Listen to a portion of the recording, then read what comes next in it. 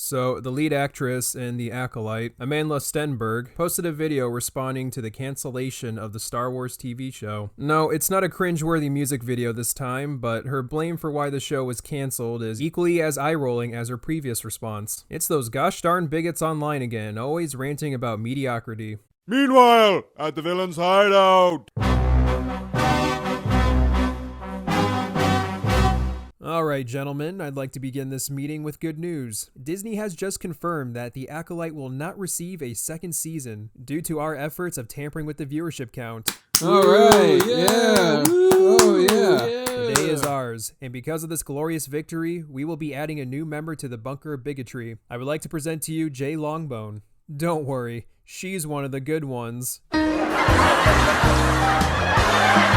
So yeah, the big question is, were us Star Wars fans more upset with The Acolyte's poor writing, or the fact that the lead actress is a strong, proud black woman? Let's jump in and find out what Amandla thinks. I thought I would get on here and just speak candidly. Our Star Wars show has been canceled. I'm gonna be transparent and say that it's not a huge shock for me. For those who aren't aware, there has been a rampage of vitriol that we have faced since the show was even announced, when it was still just a concept and when no one had even seen it. And that's when we started experiencing a rampage of, I would say, hyper-conservative bigotry and vitriol, prejudice, hatred, and hateful language towards us.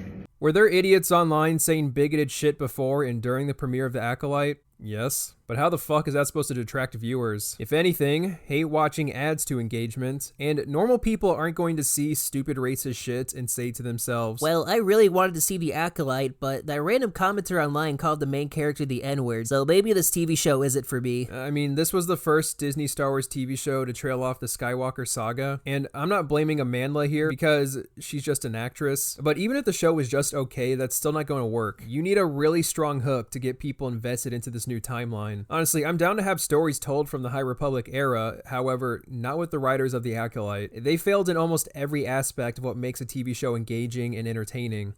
Through the lens of this very, very unique opportunity of being in Star Wars.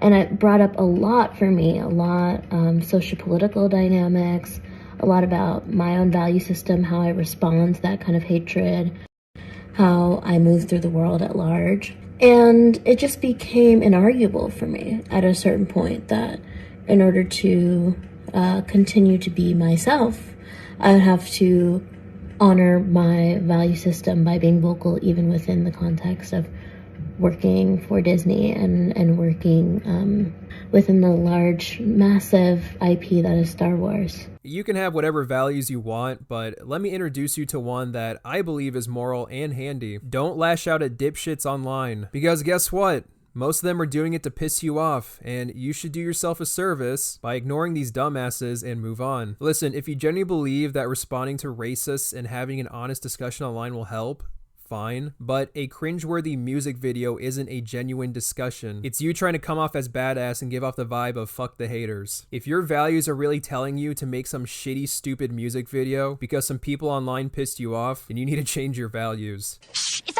on! And now you're listening, I'm gonna tell you something fascinating. They spin and woke, bastardize it and appropriate it.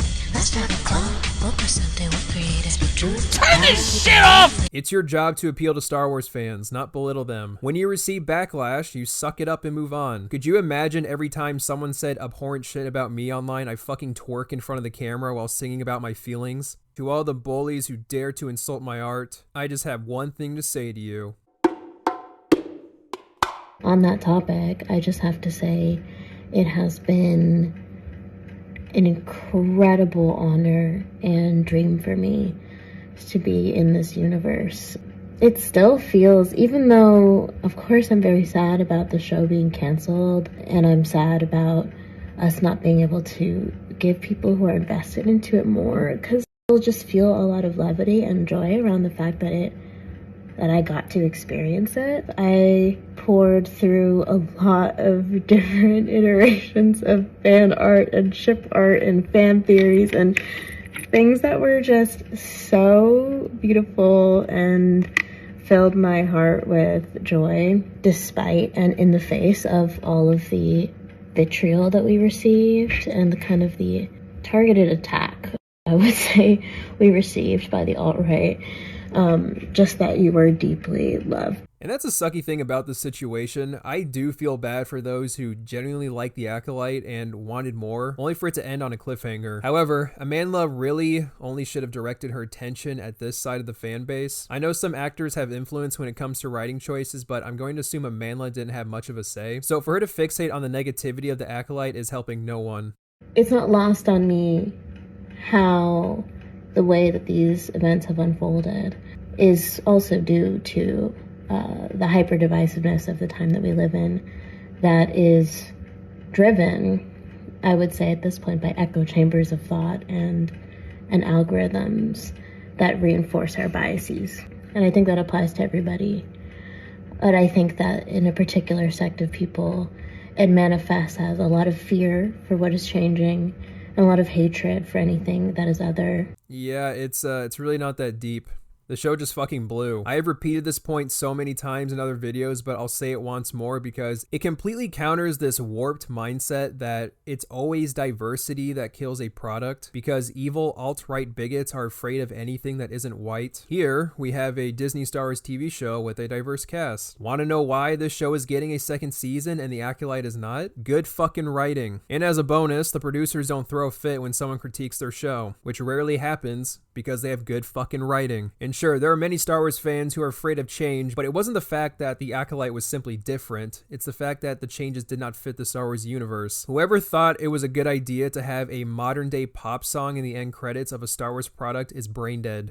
I would challenge us all and challenge myself to continue questioning what it is that I digest and think critically about what shapes it. And let's vote, y'all. Let's vote. I think that's all I have to say.